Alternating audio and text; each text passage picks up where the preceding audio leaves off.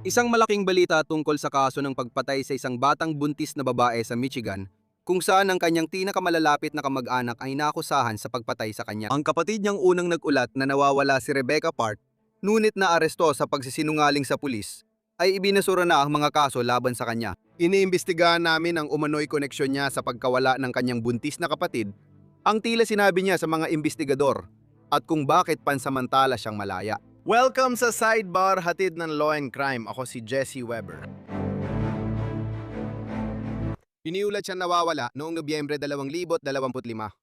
Inaasahan niyang manganak ng kanyang ikatlong anak, isang lalaki, anumang oras. Nang hindi na siya makontak ng pamilya at mga kaibigan, tumawag sa pulisya ang kanyang kapatid na si Kimberly. Bumuo ng mga grupo para maghanap. Malawakang paghahanap ang ginawa sa rural na Boone Township. Pagkalipas ng ilang linggo, natagpuan ang bangkay ni Rebecca na may matinding pinsala sa ilalim ng bunton ng mga dahon sa gubat. Hindi kalayuan sa bahay ng kanyang inang nagsilang sa kanya, ngunit hindi nahanap ang kanyang sanggol. Ang kanyang katawan, di na natagpuan. At bago pa man natagpuan si Rebecca, iniimbestigahan na ng mga awtoridad ng estado at lokal ang kanyang pamilya, lalo na ang kanyang inang nagsilang sa kanya, si Courtney, at ang kanyang amain, si Brett. Ipinampo ni Courtney sina Rebecca at nakababatang kapatid na si Kimberly noong bata pa sila, at inampun sila ng pamilya Parks. Ayon sa ulat, kamakailan ay sinabi ni Courtney na nais niyang ayusin muli ang kanilang relasyon at magkasamang maglaan ng oras. Kaya ngayon, tanong, ang inosenteng ugnayan ba na yon ang nauwi sa pagpatay kay Rebecca? Gusto kong siyasatin ito ng mas malalim. Gusto kong mas malalim na siyasatin ang mga paratang laban sa ilang miyembro ng pamilya ni Rebecca. Pero gusto ko rin mag-focus kay Kimberly, okay? Siya ang isa sa unang inaresto at kinasuhan kaugnay sa pagpatay kay Rebecca, pero hindi direkta o dahil may kinalaman siya mismo sa krimen. Sa halip, nakulong siya dahil daw sa pagsisinungaling sa pulis. Yun daw ang paratang. Si Kimberly ay kinasuhan ng pakikialam sa ebidensya, pagsisinungaling sa pulis sa investigasyon, at maling pagsumbong ng mabigat na krimen. Ngayon, ang lokal na media na Up North Live ay nasa korte para sa paunang pagbirig ni Kimberly noong Mayo 22, kung saan ibinasura ang mga kaso laban sa kanya. Iniulat ng Up North Live na parehong prosekusyon at depensa ang humiling na ibasura ang kaso at pumayag ang hukom na ibasura ang mga kaso ng walang pagkiling, kaya pwedeng muling isampa. Sa ngayon, malaya si Kimberly. Sa isang pahayag sa Law and Crime at Court TV, ito ang sinabi ng opisina ng prosecutor. Ang opisina ng prosecutor ng Wexford County ay sumang-ayon na ibasura ng walang pagkiling ang sarili nitong mga kaso laban kay Kimberly Park sa ngayon. Ang pagbasura ng kaso ng walang pagkiling ay nangangahulugan na maaring muling ihain ng ahensya ng prosekusyon ng parehong kaso o mga kahalintulad na kaso sa ibang panahon. Magpapatuloy ang paglilitis kina Courtney at Brad Bartholomew, at ang desisyon kung kakasuhan muli si Kimberly Park at kung kailan yun gagawin ay ibabatay sa angaring maihatid ang hustisya. Paano nga ba napunta si Kimberly sa ganitong sitwasyon? Balikan natin ang Nobyembre 25 araw na natagpuan ang katawan ni Rebecca. Natagpuan siya ng kanyang tunay na ama at kalahating kapatid na matagal nang naghahanap sa mga daang lupa at masukal na lugar malapit sa bahay ng mga Bartholomew. Huli nakita si Rebecca na sumasakay sa kotse sa labas ng bahay matapos mag-asikaso ng mga gawain kasama si Courtney. At para maintindihan ang posisyon ni Kimberly sa lahat ng ito, kailangan nating subukang ayusin ang magulang ugnayan ng mga relasyon. Okay? Kaya noon panahon na siya ay nawala, si Rebecca ay umano'y nakatakdang pakasalan si Richard Fowler na pinaniniwala ang ama ng kanyang anak. Ngayon, si Fowler ay nagkaroon ng relasyon kay Courtney, nanay ni Rebecca, at kay Kimberly, kapatid niya. Lahat ng tatlong babae ay tila naniwala nung isang panahon na sila ay nasa seryosong relasyon kay Fowler, na sa totoo lang ay isang rehistradong sex offender. Kaya, oo, marami talagang nangyayari dito. Sige. Inaresto rin si Fowler sa araw ng pag-aresto kay Kimberly. Pero hindi ito dahil sa pagkamatay ni Rebecca. Habang iniimbestigahan ng pulis, natuklasan umano nila ang operasyon ng droga at inaresto si Fowler sa dalawang kaso ng bentahan ng meth. Isang investigador ng Michigan State Police at isa pang detektib ay kumausap sa ilang kapamilya. At siya kasama ang isa pang detektib ay umupo sa kanyang sasakyan kasama si Kimberly noong gabi na ika-25 para malaman ang totoong alam niya, kailan niya ito nalaman at kung ano ang sinabi niya sa iba at sa social media. Ayon sa affidavit laban sa kanya, iniulat na sumali si Kimberly sa ilang TikTok live tungkol sa kaso. Base sa affidavit, noong Sabado Nobyembre 22, 2025, sinabi ni Kimberly Park sa isang live sa social media na may alam siyang impormasyon ukol sa pagkakasangkot ni Courtney Bartholomew at asawang si Brad Bartholomew sa pagkawala ni Rebecca Park. In-interview ni Detective Peace Corp si Kimberly Park sa parehong araw at iniulat niyang sinaktan ni na Courtney at Brad si Rebecca Park sa ulo para magdulot ng seizure. Nang hindi nila na-revive si Park mula sa seizure, tinawagan ni Brad ang kaibigan para kunin at dalhin ang katawan ni Rebecca Park. Sabi ni Park, may nabanggit si Brad tungkol sa latiyan. Pero nang ininterbay siya ng ibang detective matapos ang ilang araw, nag-iba na ang kanyang kwento. At bibigyan ko lang kayo ng paalala dito, ang ilang pangalan at ibang detalye ay na-mute ng mga awtoridad bago nila ipinadala sa amin ang raw na video. At kasama doon ang pangalan ni Fowler. Ano sa tingin mo nangyari sa kapatid mo? Sa tingin ko, sina Courtney at Tyler ang responsable. Bakit mo naman naisip yon? Dahil sa sinabi ni Courtney. Gustong-gusto niya ang baby kahit anong mangyari. Sige. Pasensya na. Gustong-gusto niya ang sanggol na yon. Ano man ang mangyari. Siguradong kukunin niya ang bata, ano man ang mangyari. Sige, gusto ni Courtney kunin ang anak ni Rebecca. Tama? Sige, at paano niya sinabi yon? May pinost ba siya or sinabi niya lang yon? Diretso sa number po kasi nasa labas kami noon pero itong hapunan na to.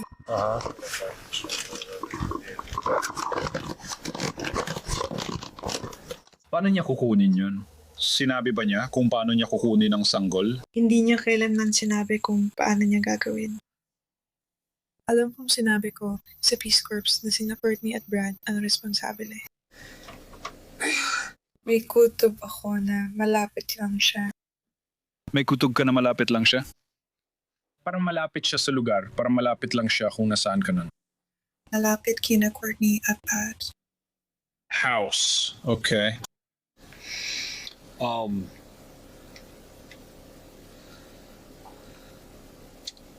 Bakit mo sinabi kay Courtney? Ian.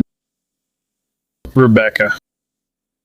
Umalis, parang pumunta sa Tennessee. Hindi ko kailanman sinabi yan kay Courtney.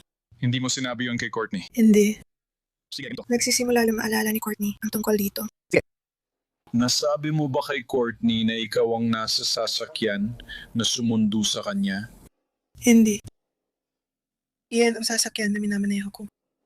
Sige, pero hindi mo sinabi sa kanya na ikaw ang nasa sasakyang sumundo sa kanya mula sa bahay. Hindi, Courtney, hindi ko dapat sinabi na ako yun. Hindi naman talaga ako yun. Nandito ako. Kinausap ko ang ama ng anak ko at natulog. Nagising ako kinabukasan para pumasok sa trabaho. Hindi ka umalis ng bahay. Tinawagan ako ni Courtney habang nandito ako at sinabing sumakay si Becca sa kotse ng iba. Ayon sa incident report, inamin ni Courtney sa detective na imbento lang ang kwento ng itim na kotse. Hindi malinaw kung alam ni Kimberly kung nagsisinungaling siya nang sabihin niya ang impormasyon sa pulis. Sa body camera footage, sinabi ni Kimberly sa detective na frame up ito. Yung isa ko pang tanong, marami pa akong ibang tanong para sa'yo. Gusto ko lang talagang malaman kung bakit sinabi sa akin yun ni Courtney. Masyado bang maliwanag para sa'yo? Bakit niya sasabihin sa akin yun? Dahil gusto niya akong palabasin na may kasalanan. Gusto kanyang palabasin na may kasalanan. Nag-report ka sa pulis na sinabi ng nanay mo na sinaktan niya ang kapatid mong babae sa ulo. Ikaw ba ang gumawa ng ulat na yon? Ako ang gumawa ng ulat at yun daw ang ginawa nila. Sino nagsabi sa'yo niyan? Sino Courtney nga? Big Brother Doctor sa yan. Si Courtney at Brad ang nagsabi sa'yo. Ano? Sabi mo sa akin kung anong sinabi nila sa'yo, diretsahan. Na sila. Sila ang mga tumama sa kanya. Sila Morena. Sabi nila, sila raw ang pumatay sa kanya. At kinuha nila ang sanggol. At ngayon, parang laro lang sa kanila kung paano nila aalisin ang sanggol na ito. Alisin siya. Kailan nila sinabi sa'yo yon?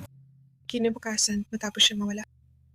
Tinakot nila kami ng anak kong babae na manahimik. Sige. Nangako ang ina kong umampon sa akin. Naligtas ang anak kong babae, kaya pwede ko nang sabihin. Sige, sinasabi mo sa akin na inamin ni na Courtney at Brad sa'yo na sila ang pumatay kay Rebecca. Nitong mga buwan, sabi ni Courtney, kukunin niya ang bata, ano man ang mangyari. Kahit anong paraan. Nagsisinungaling ka, pwede tayong magsimula doon. Sige, hindi totoo yan.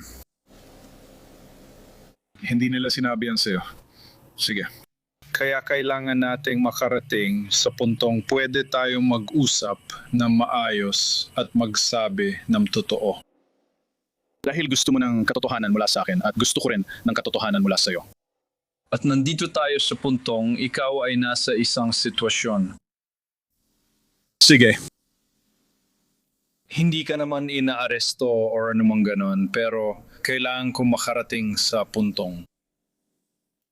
Kung magiging tapat si Kimi, gagawin ko ang lahat para tulungan siya kung hindi naman siyang pumatay. Sige. Gagawin ko yun. Sige. Sige. O siya. Pero masasabi ko sa iyo na yan pa lang na sina Courtney at Brad ay hindi aimin sa iyo na pumatay sila. Hindi yun mangyayari. Hindi ko alam kung gano'n niya. Hindi yun nangyari. Sige, hindi tayo maglolokohan mo yan. Hindi sila pumunta dito para maglaro, detective. 30 taon ko na itong ginagawa. Sige, kaya. Simulan natin sa umpisa at ikwento mo sa akin kung ano ang nangyari. Sige. Pagkatapos, aalamin ko kung gaano ka kasangkot at kung may magagawa ba ako para tulungan ka. Na yun pa lang masasabi kong katapatan lang ang makakatulong sa iyo. Ang pagsasabi mo sa akin ng maraming kasinungalingan tungkol sa pag-amin ni na Courtney at Brad na sila ang gumawa nito. Hindi yan ubra. Ang mga taong gumagawa nito, hindi nila sinasabi sa iba. Ayos? Alam kong kasali ka. Sabihin mo kung gaano kalalim ang pagkakasangkot mo. May sapat na kaming ebidensya ngayon. Sige. Hindi ko sasabihin sa iyo kung ano ang ebidensya dahil hindi ganun ang trabaho ng pulis. Ganito magtrabaho ang pulis. Sasabihin mo sa akin ang isang bagay, sasabihin ko rin sa iyo ang isang bagay. Pagkatapos, gagawin ko ang makakaya ko para matulungan ka. Hindi kita mapapangakuan ng kahit ano, pero kailangan kong malaman kung aksidente lang ba yon at hindi mo sinadya o kung nandoon ka lang noong nangyari yon. Na yon na ang oras para kausapin mo ako. Dahil ito na ang last chance mo. Hinarap ng detective si Kimberly tungkol sa sexual na relasyon niya kay Fowler, boyfriend ng kapatid niya. At tila inamin niya, oo, totoo ito. At pagkatapos ay sinasabing si Fowler ang pumatay kay Rebecca. At sa sanggol para sila ni Kimberly ang magsama. Paalala, nakamute ang pangalan ni Fowler sa body cam footage pero tingnan ito. Alam ko namang alam na niya based sa kilos niya. Pero hindi ko kailanman sinaktan ng kapatid ko. Ang kapatid mong babae. Hindi ko alam kung ginawa niya or hindi. Hindi na niya ako pinapansin mula nang umalis siya nung gabi yun.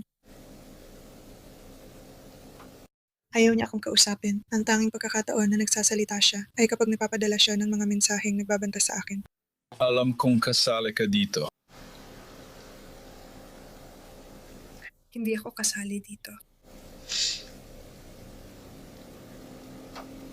Hindi ko sasaktan ang kapatid kong babae. Sobrang mahal ko siya.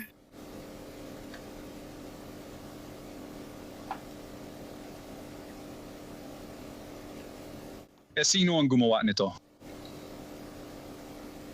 Hindi ko alam kung sino ang gumawa nito. Sige. Ngayon, pinayagan ng detective si Kimberly na pumasok sa bahay para gumamit ng banyo. Pagbalik niya, agad siyang pinusasan. Ilagay ang kamay sa likod.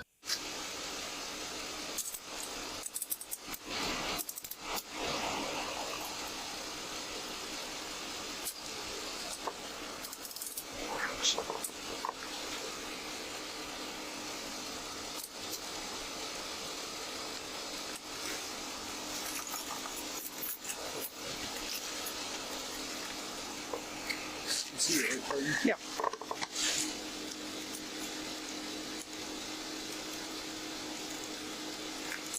This one, the mga photo.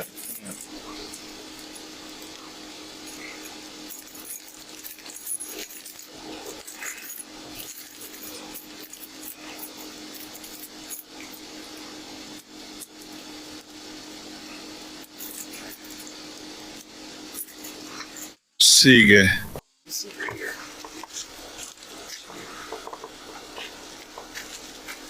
Careful.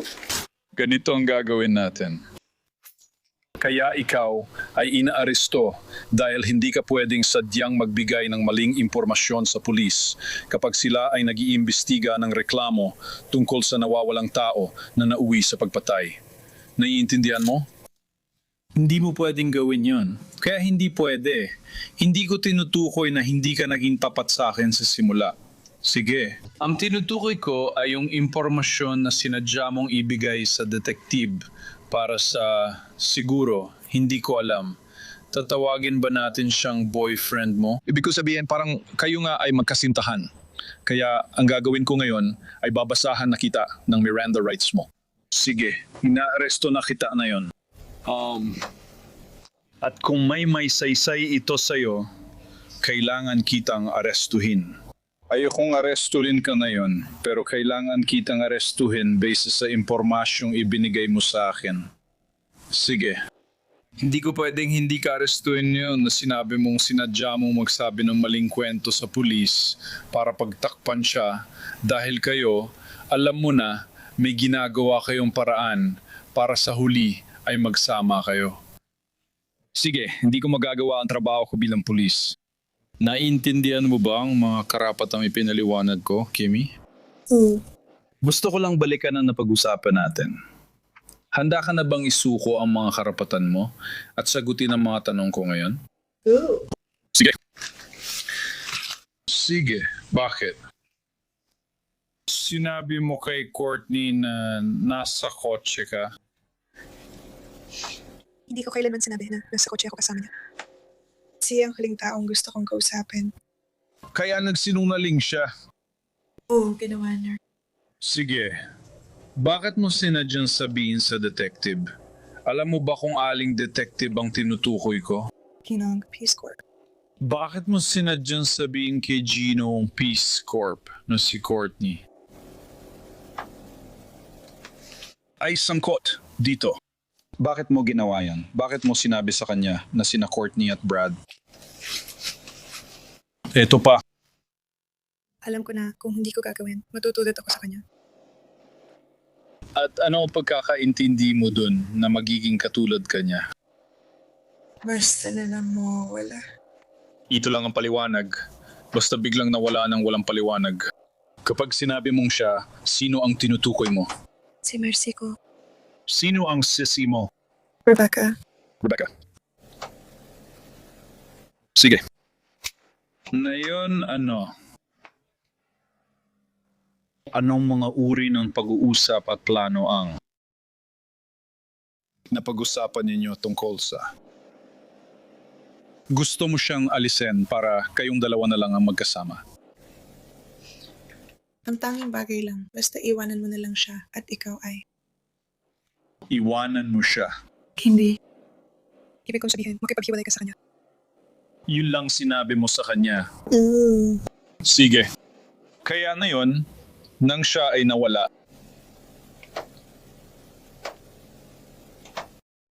sabihin sa'yo pagkatapos siyang nawala.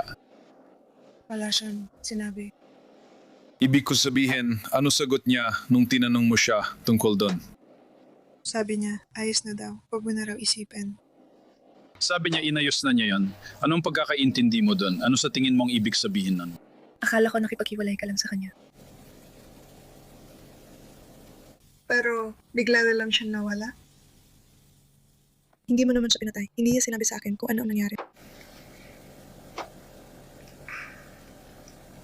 Tao lang siya. Huwag mo nang alalahanin. Huwag mo nang alalahanin. Hindi mo kailangan malaman ng kahit ano, kaya hindi ka mapapahamak dahil dito.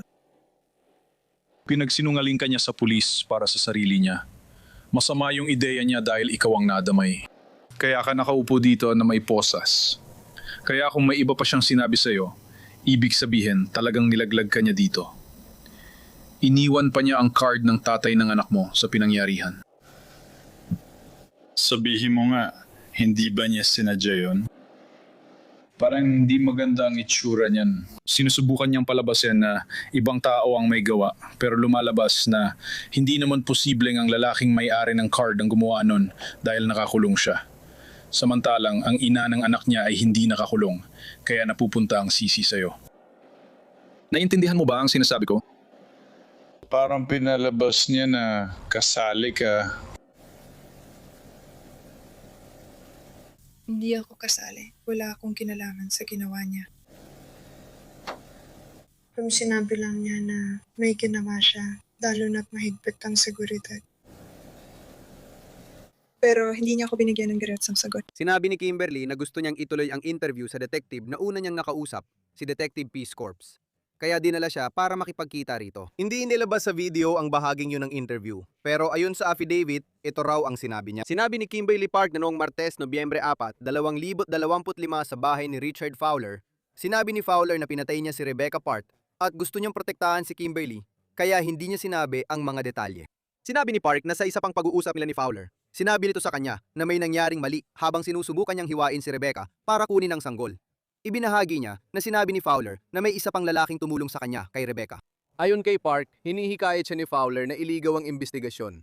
Kaya siya naglabas ng maling impormasyon sa mga live broadcast sa social media. Sinabi ni Park kay Detective Peace Corp na nag-aalala na si Fowler dahil lumalapit ang investigasyon sa kanya. Noong Huwebes o Biyernes bago ang Sabado, Nobyembre 22, 2025, tinulungan siya ni Fowler sa paggawa ng paratang na sinabi niya kay Detective Peace Corps nung panayam sa araw na yon. Matapos siyang kasuhan ng pakikialam sa ebidensya, pagsisinungaling sa pulis at maling ulat, nagbayad siya ng bahagi ng 5,000 piyansa at pinalaya noong Disyembre 3 ayon sa 9 and 10 News. Ngayon, ibinaba na ang mga kasong yon. Kasama sa ulat ng investigasyon, ang mga tala mula sa ilang panayam na isinagawa kay Fowler. Sige, noong natagpuan ng katawan ni Rebecca, ayon sa dokumento, sinabi ni Redacted na karamihan ng nalalaman niya ay mula kina Kimi at Courtney. Sinabi niya alam na hindi niya alam na patay na ang kasintahan hanggang ngayon. Umayag si Fowler sa polygraph at ayon sa ulat ng pulisya, bumagsak siya. Kasabay nito, nalaman ng mga investigador ang pag-aresto kay Kimberly at ang paratang niya kina Fowler at Courtney sa pagpatay kay Rebecca. Doon inaresto si Fowler bilang suspect sa pagpatay. Pero hindi siya opisyal na kinasuhan sa krimeng yon. Ilang linggo matapos maaresto, ayon sa record ng korte, nagbayad si Rich ng bahagi ng 25,000 piyansa at pinalaya. Ngayon, ang tanong ay, ano na ang nangyari kina Brad at Courtney? Mga pangunahing suspect sa pagpatay kay Rebecca. Pareho pa rin silang nakakulong dahil iginiit ng mga taga-usig sa isang pagdinig noong nakaraang taon na delikado silang palayain. May 2 tao na gumawa ng plano sa kaso nito. Nagsaliksik sila at dinala si Rebecca Park sa bahay nila. Pinilit siyang sumakay sa sasakyan, dinala sa gubat, sinaksak, pinadapa at pinutol ang kanyang sanggol mula sa sinapupunan dahilan ng kanilang pagkamatay. Isa ito sa pinakakarumaldumal at kakilakilabot na kasong maaaring mangyari. Hindi ako naniniwala na dapat bigyan ng piyansa si Ginong Bartholomew. Mas maaga ngayong buwan, nagkaroon ng pagdinig upang talakayin ang kakayahan ng akusado. Alam mo, doon tinutukoy kung kaya nilang maintindihan ang mga paratang laban sa kanila at makatulong sa kanilang sariling depensa. Ayon sa Up North Live, pribadong pagdinig. Hindi pinayagan ng media at publiko at hindi rin inilabas ang pag-uusap. May usapin dito tungkol sa privacy at kalusugan ng pag-iisip. Sina Brad at Courtney ay kinasuhan ng first-degree murder, felony murder, torture, illegal na pagkakakulong, pananakit na may layuning magdulot ng pagkalaglag o pagkasilang ng patay na sanggol, at pag-alis ng bangkay nang walang paintulot ng medical examiner. Habang iniimbestigaan ang pagkawala at pagpatay kay Rebecca, itinuro ni na Brad at Courtney ang isa't isa bilang gumawa ng, sa tingin ko, ay dapat tawaging karumaldumal na krimen. Dahil sa isang affidavit na isinampa sa kaso ni Brad, ayon sa kanya, sinabi niya na si Courtney ay nakikipag-usap sa kanya tungkol sa kung paano sila ni Rich ay may ginawang kakilakilabot. Pero hindi niya sinabi sa kanya kung ano yun. Nang lumabas ang balita tungkol kay Rebecca na nawawala, nagsimula niyang pagdugtong-dugtungin ang mga pangyayari. Sabi ni Bradley, tinakot siya ni Courtney na gagawing impyerno ang buhay niya kung magsasalita siya. Pero sa huli, inamin umano ni Brad na sila ni Courtney ang nagdala kay Rebecca sa gubat. Matibay ang paninindigan niya na wala siyang ginawang marahas at si Courtney ang may sala sa lahat ng ito. Ayon sa affidavit, sinabi ni Bradley na nagsimula ang pananaksak nang biglang kunin ni Courtney ang kutsilyo na nasa kanan niya at sinaksak si Rebecca. Ayon sa kanya, sinaksak ni Courtney si Rebecca sa dibdib, pero tumalon siya sa truck nang iwas-iwas ni Courtney ang kutsilyo, kaya hindi siya sigurado. Lumabas sa mga dokumento ng kaso na posibleng plano ni Courtney na ang kininang sanggol, na lalong nagpapagulo sa kaso. Sabi ni Brad, gusto talagang magkaanak ni Courtney, pero hindi sila makapag-ampon dahil sex offender siya at nasa registry pa. Nabahagi rin ng kwento. Batay sa affidavit, Pumayag si Bradley dahil naniniwala siyang kayang hiwain ni Courtney ang sarili para kunin ang sanggol. Pumayag siya na obses si Courtney sa kagustuhang magkaroon ng isa pang sanggol sa kanyang pangangalaga at kustodiya. Sumang-ayon din siya na malaki ang posibilidad na atakihin ni Courtney si Rebecca at hiwain siya para ilabas ang sanggol. Ngayon, ayon sa investigative report, hindi nakaligtas ang sanggol sa brutal na pag-atake sa ina ng sanggol. Ayon sa ulat, sinabi ni Brad sa mga investigador na hindi niya narinig umiyak o nakita gumalaw ang sanggol at dinala nila ang katawan nito sa bahay, inilagay sa cooler bag at itinapon sa basurahan. Hindi pa rin natatagpuan ang kanyang katawan. Si Brad minsan. Dinala ni Brad ang dalawang detective na ito sa pinangyarihan ng krimen. Nakuha ito sa tape, pero malabo kung paano at bakit eksaktong sila, si Courtney at si Rebecca, napunta sa masukal na lugar na ito. Ipinakita rin daw niya ang mga lokasyon ng hindi bababa sa dalawang basurahan kung saan niya umano itinapon ang kutsilyong ginamit sa pananaksak sa stepdaughter niya. Unang bahagi dito kung saan ka hihinto at liliko ka sa kanan. Liliko ka sa kanan. At yun ang mga basurahan. Dito sa loob. Kaya unang kanan at ang basurahan ay narito sa kaliwa. Ikaw ba ang naglagay sa PFL na basurahan? Sige. At paano mo napili ang particular na apartment complex na ito at ang basurahan ko? Dati dito nakatira ang asawa ko. At sinabi lang niya na pumili ng unang makita.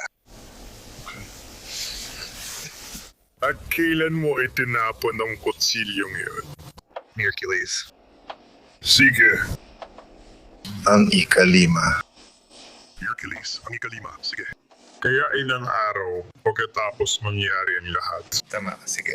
At umikot ka lang gaya ng ginawa mo at huminto tapos itinapon ko lang to. At anong oras ng araw yun? Alas 3:30 siguro yun. Sa hapon ba? Oo. Sige. At nakalagay ba ito sa kahit ano? Wala. Sige. Nasa tuwalya lang o sa maliit na plastic o kung ano man. Sige lang. Ilarawan mo ang kutsilyo sa akin. Parang kutsilyong pakangaso yun. Sige, talim ba ay natitiklop o nakapirmi? Nakapirmi. Talim, mga 5 pulgada siguro. Sige. Iyo ba ang kutsilyo? Hindi.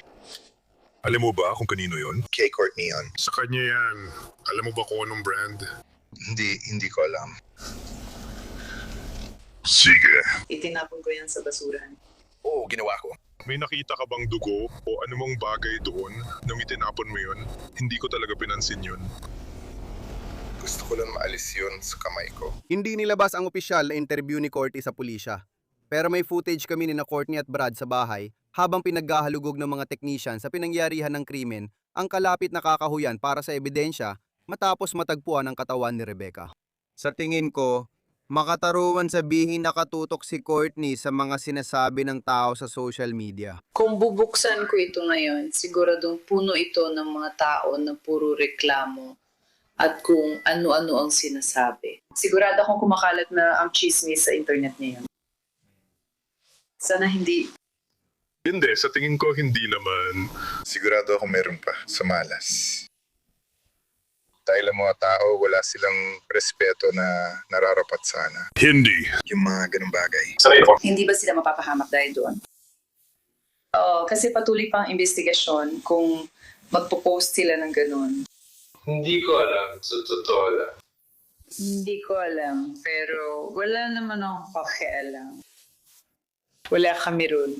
Nagkalat ang mga poster. Natagpuan ang katawan ni Rebecca Park, 22, sa isang 2-track road sa Bloom Township. 3 linggo nang nawawala mula ng unang nibulat.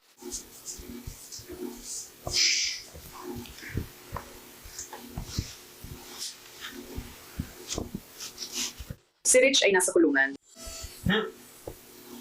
Pumunta sila at kinausap siya. Nasa kulungan siya. Na-oppose na ito. Sige, kinuha na nila ang hindi pwedeng maniwala sa lahat ng iba pa. Ibinahagi ng pamilya na ang ama ng anak ni Rebecca ay nakakulong sa Wexford County Jail ayon sa pamilya. Ayon sa ulat, sinabi niya sa tawag mula sa kulungan na binibok siya kaugnay ng isang homicide. Ang impormasyong ito ay hindi pa opisyal na kinukumpirma ng mga autoridad. Ipinapakita rin ng Life 360 na si Kimberly Park, kapatid ni Rebecca, ay kasalukuyang nasa. Patuloy namin ibabahagi ang mga kumpirmadong update habang dumarating ang mga ito. Pakiusap, isama ninyo si Rebecca at ang kanyang pamilya sa inyong isipan sa panahong ito. Ano yun? Social media lang yan, kaya di mo dapat agad paniwalaan lahat ng naririnig mo.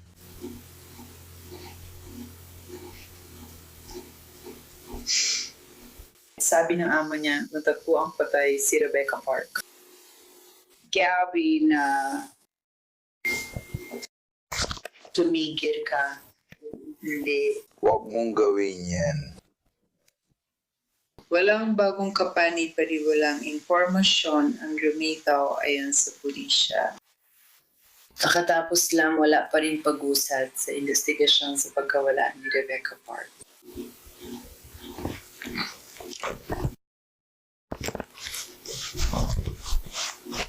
Ang buntis na babae ay sinasabing kalmado.